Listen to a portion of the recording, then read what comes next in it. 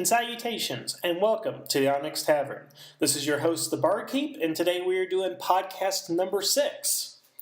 Before we get started, I just want to kind of briefly mention that as much as I've loved doing the last few videos, I have noticed I've got into a pattern of doing the best and worst list. Now, as much as I love doing those, what I really intended for this series was to be an in-depth and analytical discussion over Power Rangers and Super Sentai. And what I'm going to try and do for the next few videos is kind of get back to that idea, have specific topics that I want to go ahead and talk about, and just give an overall deeper opinion than probably what I've been doing in the top 10s. Now, the top 10, top 5 videos and my discussions with Shadow Raptor, I will do those again here. They're not going away. They seem to be very popular with people. But I just want to kind of get to, a specific topic. I want to go ahead and discuss it. And that's what we're going to go ahead and do today. And what we're going to go ahead and do is we're going to discuss the mecha, or Zords, in Gokaiger.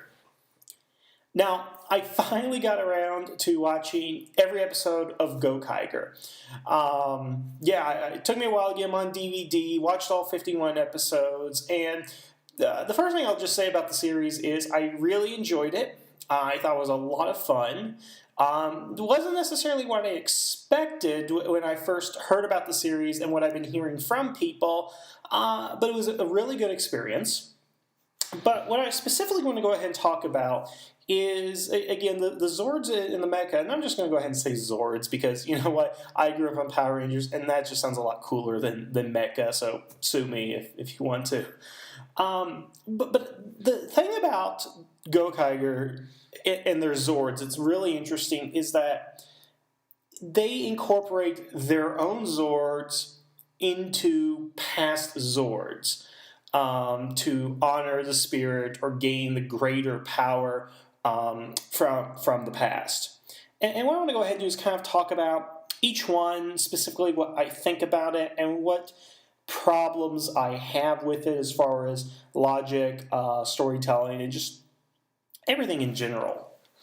The first thing I'd like to go ahead and say is let's talk about the Gokai Galleon and the individual Zords that make him up. First, I love the Gokai Galleon. I love the design, and I just think it's cool that we have a pirate ship in space, a pirate ship in the sky, as their main mode of transportation. It's also their base, which I said in the last episode. I love mobile bases where their weapons, their gear, everything is in there. To that, I also like when they have the shots over the city. Always beautiful, sunset or night. They're up there in a crow's nest, and I just think it's cool. Overall, I like the design of it, and I think it's a good symbol for the team because it's got the flag, it's got the logo on it, and of course they're pirates. What else would they travel in but a pirate ship? What I don't like is the individual Zords that go along with it. And the specific names, of course, are the Gokai Jet, Gokai Trailer, Gokai Racer, and Gokai Marine. Now, the thing in most series is that you will have the individual Zords, which for, maybe the first quarter of the season, maybe less than that, everybody will use their individual Zords to battle against the monster. And then when things get serious, they transform into the robot, or the Megazord, when they need more power.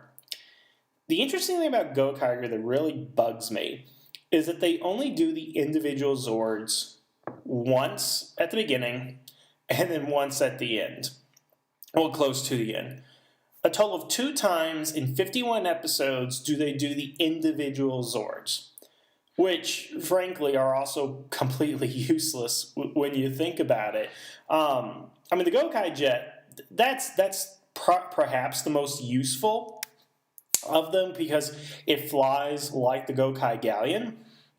But the trailer and the racer, I don't even get the trailer. It really serves no purpose. And the Marine, I don't get that one either because it's in water.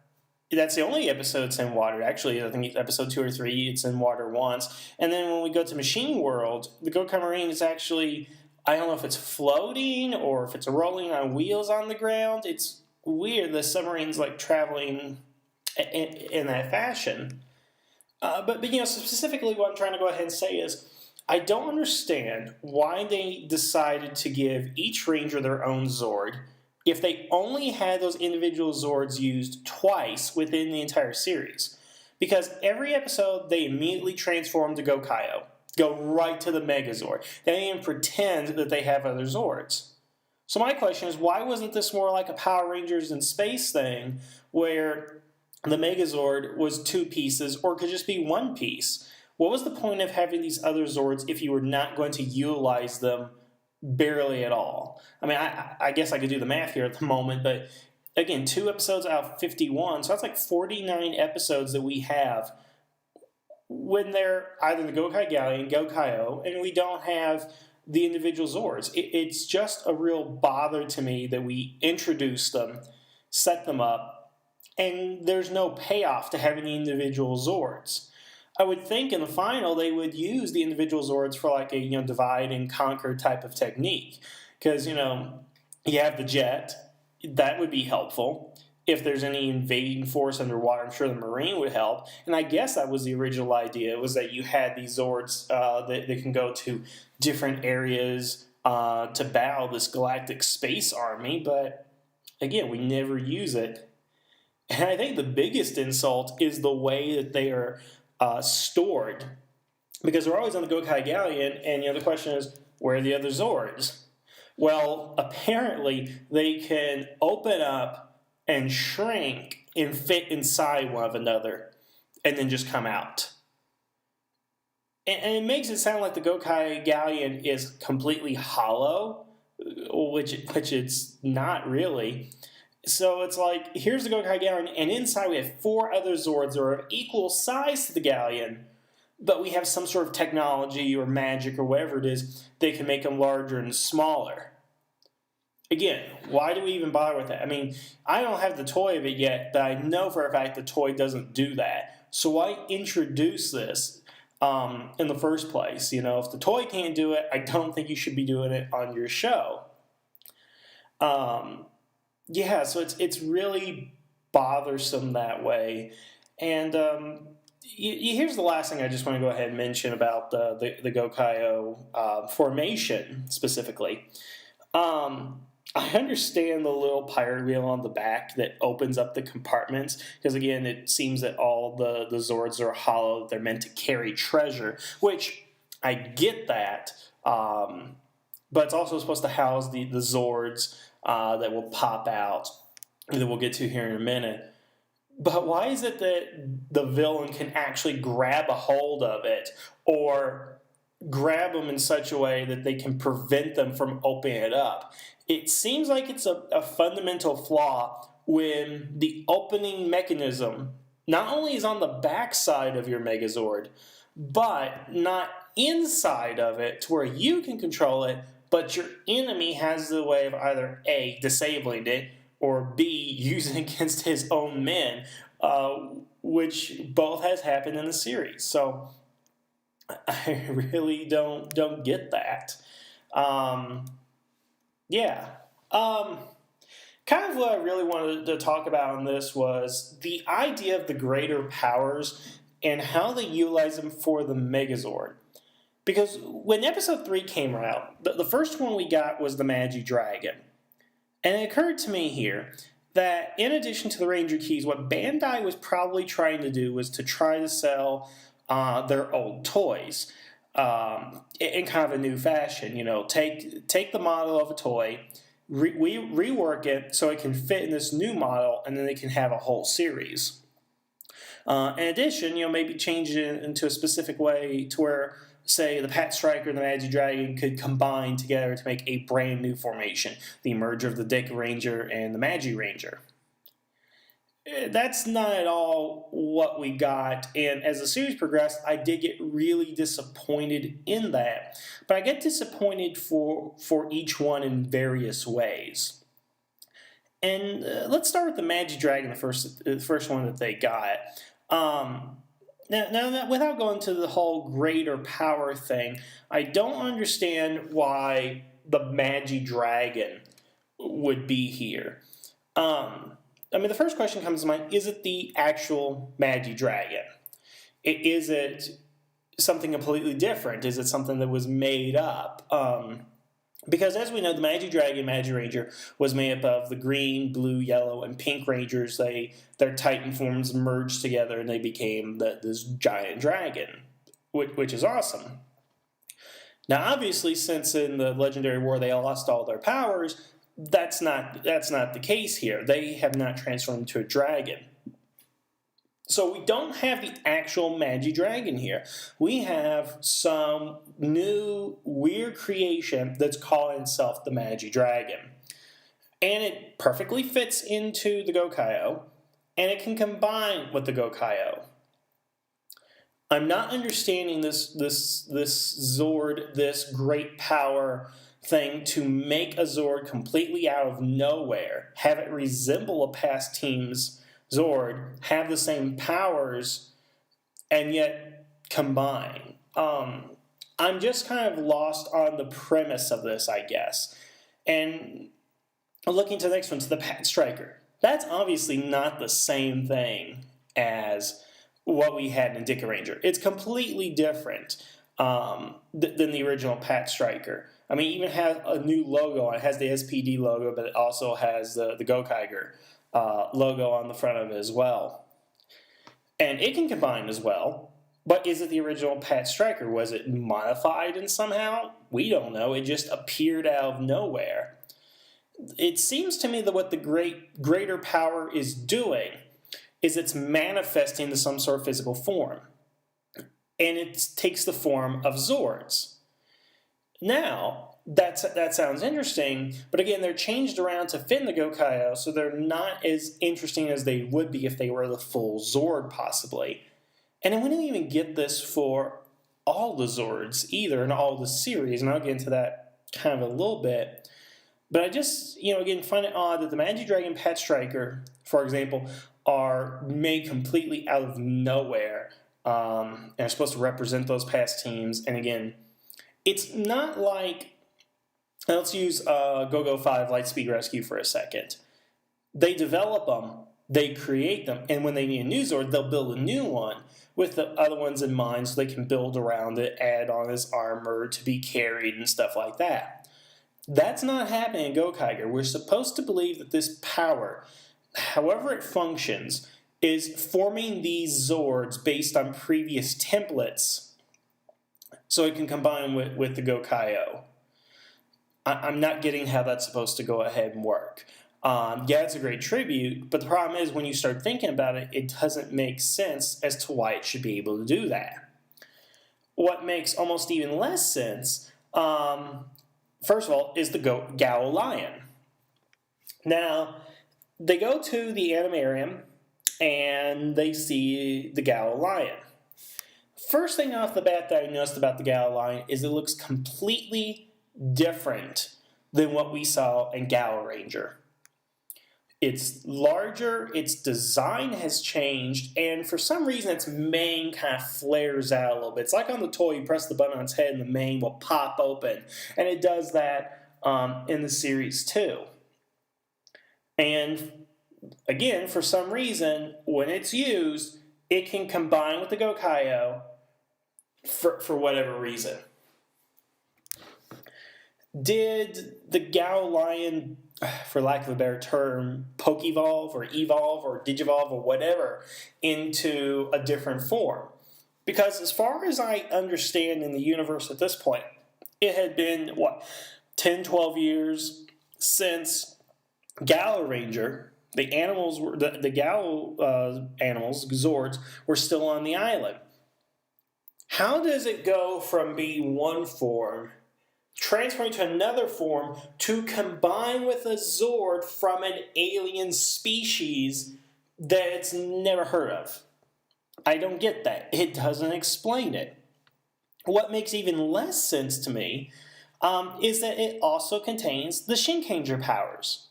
Because when they activate the Shinkanger powers, then the Gala Lion opens up its paws and its mouth, and it has the kanji show up of the Shinkanger. again, where did that come from? How did that happen? We see no transformation of the Gala Lion to include these things. So I'm at a complete loss how this is supposed to go ahead and work. Again, it's a great tribute to have the Gala Lion, but it doesn't really look like the Gala Lion, and it does things the Gala Lion would not do. And then move on to the next guy here, and forgive me if I botch the name here. I know I'm going to. Ramu from Hurricaneger. Now, I never watched Hurricaneger. I always saw Ninja Storm. But I know for a fact that that particular character was blue. And in his first appearance, he's green, comes out of nowhere, and already has the Gokaiger logo on his stuff. Again, did he digivolve into this form? You know, how does something from Hurricaneger adapt itself to the Gokai Galleon? I don't get that. And he's sentient, apparently. Something I did not realize from Hurricaneger. But again, I was just introduced to Ninja Storm where he was in the mini Zord, but it didn't seem like he was alive. But his design is completely different. He shouldn't be able to combine, but he does. So, again, no explanation how that works. And I think the least plausible, it seems like as we go along down the line, it just gets less and less plausible as to how this could actually work and why it works. And that's engine Malcon. I think it's Malcon. Again, I'm really bad with Japanese names. So this is, and I kid not, the son of Speedor and Bear RV. Now, I've seen Gokiager, and I love Gokiager, but a couple of things strike me as odd. One, the only person that Bear RV was ever in love with was Jetras. And now we're to believe off-screen that she fell in love with Speedor. Why?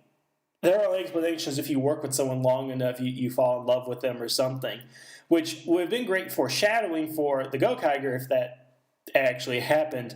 But no, just out of nowhere, we have Bear RV and Speedor having a son. How does that happen exactly? Because I was not aware that the engines could mate. I know they have feelings and emotions and all that stuff, and they have the power of love, but do they get married? And how does one conceive a machine? Did they just build him? Because if they built him, I'm sure they wouldn't have made him what he is. Because it's very funny that a race car and SUV truck or whatever she was supposed to be can make another race car. They can fly, no less. Which, okay, it's awesome when the wheels do that because it reminds me of the DeLorean. But his existence makes no sense. And also, he has powers his parents don't have. I mean, he can travel between dimensions. That was something they could never do. And why is his engine cast the size of, a city block? Why is it not the normal size? The thing is that the producers wanted to have this in there, but I don't think they logically thought it out as to how this was going to go ahead and work. And we have another instance of, if he is the son of Bear RV and Speedor, he should be able to connect with the other engines. He does not. He can now connect with the Gokaiger and perfectly fit on there. And his exhaust pipes at the end become a glove for the Gokaiger. Really? It's like, okay, I know the producers and the creators had the designs in mind, but it makes no logical sense within the universe itself why 5 different Zords from 5 different eras can all transform into with the Gokaiger. It just makes no sense to me. Now, something that it still makes no sense, but something I kind of like is the Gojujin. And Guy has a really interesting Zord, and of course his premise is he was approached by Aberkiller, Dragon Ranger, and Timefire, who gave him their greater powers to create a single Zord that combines elements of all three of them. Specifically, the dinosaur form was the power of the Zoo Ranger, because it is very reminiscent of Dragon Caesar, the Dragon Zord. And I love that too, because it does fire like Godzilla atomic breath, so that is pretty cool. The drill mode, which is also supposed to be kind of a jet, is from Time Ranger, so I get that. And the robot, the robot form is the Aber Ranger form, which I don't necessarily understand. I guess the ability for dinosaurs to turn into humanoid form, I guess, would be the special power there. And I like it as a standalone Zord, but once again, we have to question what's it doing there, because we have 3 dead guys who were able to create this Zord. At least that seems to be the implication. They were able to create the Morpher and give it to him. Shadow Raptor is suggesting, they went to Limbo where they could do this stuff. But again, how did they create the Morpher? How did they create the Zords? And where is the Zord? Because in the first appearance and subsequent appearances, it is showing coming from the 31st century into the past and then going back. So it sounds like it's exactly like the Time Jets from Time Force and Time Ranger. But why is it going to the future? And furthermore, why is Time Yellow utilizing it by putting stuff in there and has access to get into it and send it at will? I don't get that. Did Timefire come to him from being dead in the past to the future to tell him to send it to the past? Again, these are the logical questions that the producers are not answering for us. And I don't even know if they bothered to ask. It just seems to me that they were so caught up in creating this show that they didn't think of the implications of what they were doing. And again, it's a nice homage to the previous shows. It's great. It's a fun series. It's just that the premise that they put around it does not match up with what they're doing.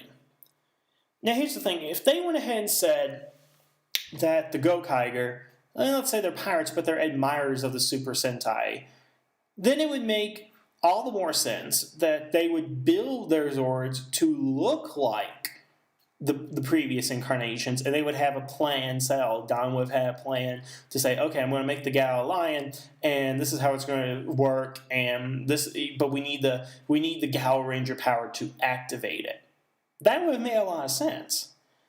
But instead, what we came up with doesn't make any sense in how it works. And, there are other robots or other Zords that they have been utilizing within the series. And I don't get how that works either. The Live Man Robo. So they use the Live Man Ultimate Power, open up their cargo holds, and the robot forms right there. And all it does is just charge at the enemy.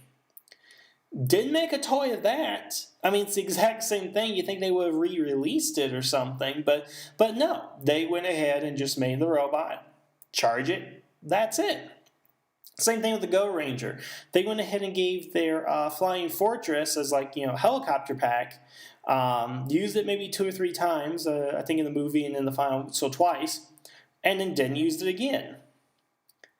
So again, these greater powers, how they utilize into Zords, don't make any sense for me. And what's also odd is the choices that they made. Let's look at every series that they pretty much put into this incarnation. We have Time Ranger, Zoo Ranger, Aber Ranger, Magi Ranger, Dika Ranger, Gala Ranger, Hurricaneger, and Goanger. Now, again, those were all the ones that were utilized in the toy line. What do these 8 series have in common? Well, for the most part, they were all made within the last 10 or 12 years, so they are the most recent of the series. And every one of them has had a Power Rangers adaptation. Now, let's think about that for a second. I would have assumed that they would pick Zords based on the popular Sentai franchises. if they were going to go and make them into toys, it would make sense they would get ones that are really popular. So for example, like, okay, O-Ranger. O-Ranger is very low in the ratings. So it would not make sense for them to say, okay, we're going to get one of the O-Ranger Zords and we're going to turn that into a Gokaiger Zord here. They didn't do that because, again, it wasn't very popular. But Jetman, which I have been told is the most wildly popular of all the Sentai, didn't get a toy of anything made, except, of course, the keys. So why is it that the most popular series that they had was left out of this? If this is a celebration of the 35 years of Super Sentai, then why are you leaving out the most popular franchise? Or for that matter, why was there no Car Ranger? Because didn't Car Ranger save the franchise after O-Ranger did so poorly? It just seems to me that these choices were made of the most recent series and of the Power Ranger adapted ones for two reasons. One, their target demographic, and they say it's children, although I have a hard time buying that, but if their target demographic is children, they will get ones that they have either grown up with within the last, say, 6 to 12 years old, depending on what they think their range is. So, yeah, you have a 12-year-old says, oh, yeah, I remember watching Go-Ongers on a few years ago. I love that. And they would be encouraged to go ahead and buy it because they had recently seen it. And then second of all, going into the Power Ranger thing, it's almost a foregone conclusion that Super Mega Force is going to go ahead and be Gokaiger adapted. And even when Gokaiger came out, I always suspect they had in their mind that this is going to be Power Rangers somehow. So maybe they were looking to maximize on their American audience, because here's the thing. When Super Mega Force comes out, and if they use the Gokaiger suits or not, we're going to go ahead and have past Rangers. Anything prior to Zero Ranger and Die Ranger is not going to be utilized. So the question would be why would they come up with past incarnations if it wasn't in Power Rangers? Well, it's because of us stupid Americans, is what I think. I think what happened was they wanted to do older ones, but Bandai's like, if we do that and it's adapted into Power Rangers, the American audience is not going to understand what it is, and they're not going to go ahead and buy it. And I think that's exactly what it is. We're not going to do a Changeman robot. We're not going to go ahead and actually make a toy of the Go Ranger Flying Fortress that we utilized in the movie, because eventually when it does get to America and we're going to put up the cheap, crappy toys out there, they're not going to buy them because they're not going to recognize, oh, that's from Jetman. Oh, that's from Flashman. No, they're not going to go ahead and do that. And I think it goes against what they were trying to do as a series, which was to honor the past 35 Sentai shows. And, one of the highest forms would be to use their robots. And, as a fan of the series, even though, I haven't watched all the Sentai and stuff, but if I was a fan in Japan, excuse me, I would be like, oh, I love Jetman. Get me a Jetman Robo in there. Let's have, the Great Icarus go ahead and connect with the Gokai. That didn't happen. So, I guess I'm going to go ahead and kind of wrap up here because I'm really rambling here, and that's fine. But the thing is, as cool as the Zords are, they don't fit into what the series was trying to do, and they're really ill-conceived. That's the best way I'm going to go ahead and put it. There's no thought to the origin, as explained within the show, or reason as far as why they're doing what they're doing, like, again, sending the Gojujin to the future for whatever reason, or having it formed by dead people, or having the Gokai Galleon hold the other 4 Zords, which are never used or mentioned in the series other than their initial appearance. And, of course, again, the logical gaps of how did these past Zords, which have no compatibility, now have compatibility with these other guys, 10 years after the fact and so forth. So, yeah, that's kind of my thoughts on the Go-Onger Mecha Zords. And I'm probably going to do a couple more videos about Gokaiger, simply because I really like the series. It raises a lot of questions and plot holes, and I hope to discuss those a little bit more in depth here in the future. But yeah, I think I'm going to go ahead and call it for this one. It's definitely a bit shorter than my others, since I'm not doing a top 10 list here.